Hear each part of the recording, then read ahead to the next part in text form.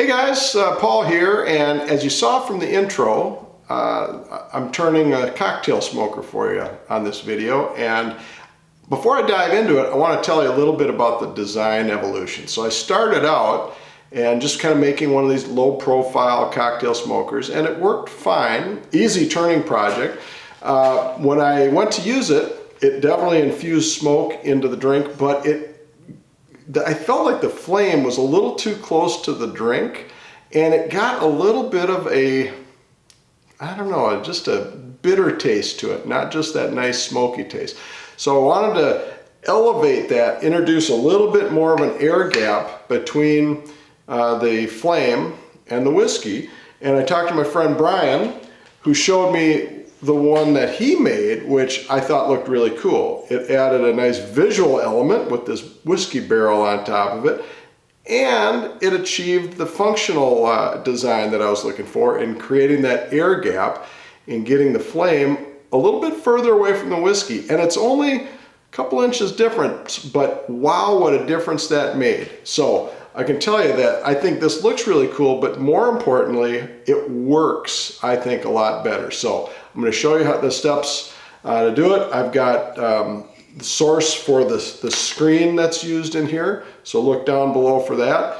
Carl Jacobson also sells these now as part of his whiskey kit at Niles. So check that out as well if you want to look for a full set for the whiskey drinker in your on your Christmas gift list.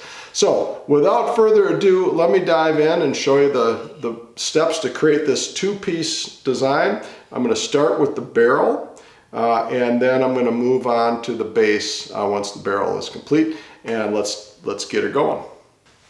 All right, I've got a chunk of white oak chucked up here. It is 2.5 inches by 2.5 inches by about 4 inches. Now the barrel itself is actually going to be just about 3 inches, and then I just gave myself a little bit of room to taper it and ultimately cut it off. So the setup that I've got here is we're going to do a couple things with these Forstner bits. First one is a 35 millimeter, and that is going to be to create the recess where that screen pops into. And so I'm going to just take that down in, 3/16 inches, kind of like that.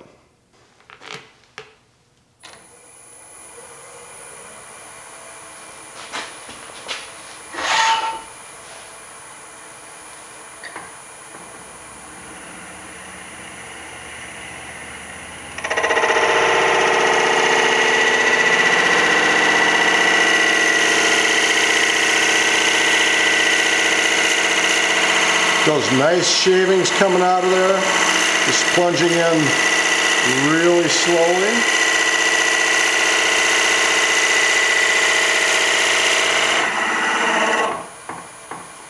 And that looks good. All right, next I've got a 1 3/64 inch Forstner bit, which matches exactly the diameter of the screen that gets set in there. So that's going to be the hole that is going to go all the way through. We're going to take it as far as we can go, and then I'll stop and flip it around and finish it from the other side.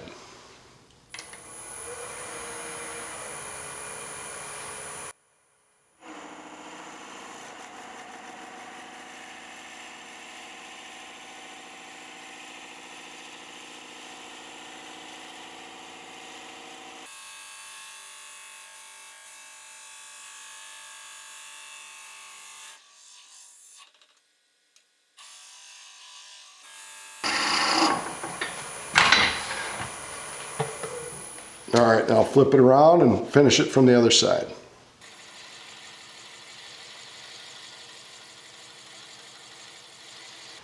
All right, I flipped it around and now I've got a live center with a cone on it. And I did that because I want to work toward that top and make sure that I'm leaving the right spacing around the top when I'm finishing it off.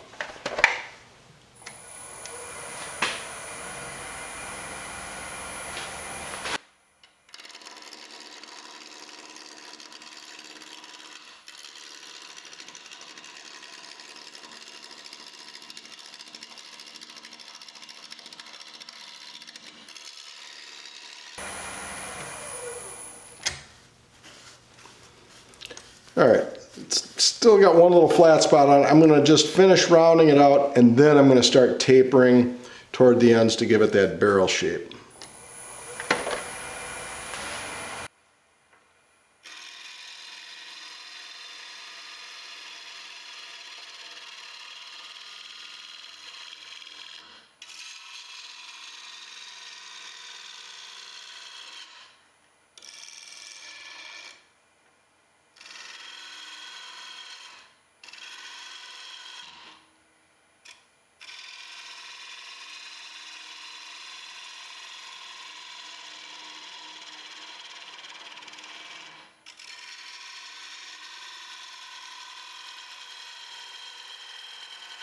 Exactly at 3 inches, so I think I'm in pretty good shape.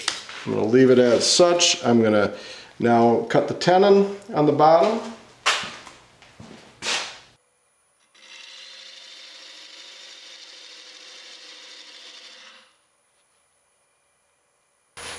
All right, now I'm going to just create some grooves that I'm going to burn into that are going to represent the hoops that hold a barrel together.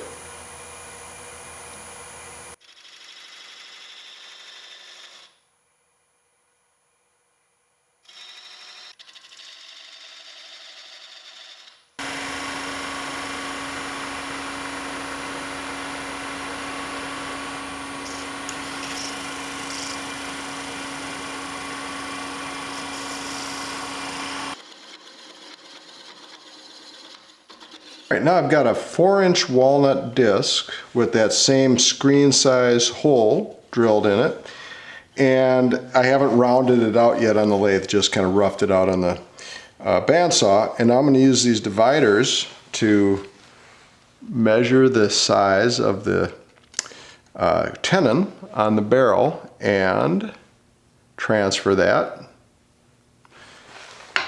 over to the base.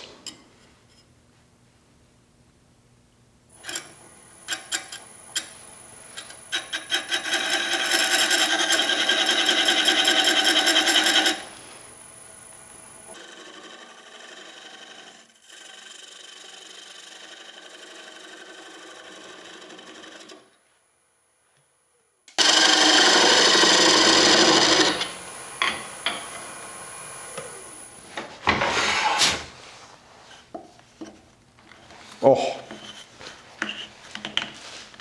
that's a perfect fit. Now I'm going to shape this base, kind of giving it a little dome shape. I want to leave this part flat where the barrel is going to attach to it. So I'm going to start shaping a little bit, maybe 3/8 of an inch out, just to make sure I've got plenty of wiggle room.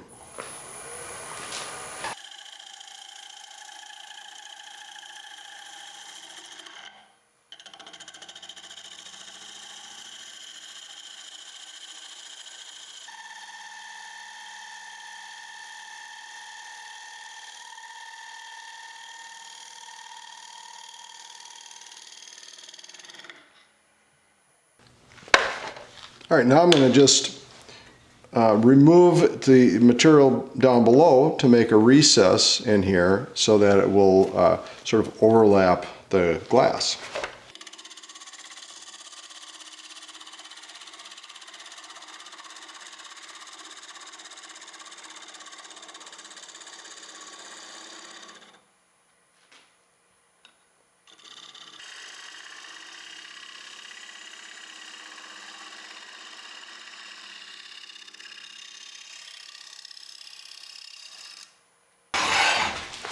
All right, and then just a little sanding in there.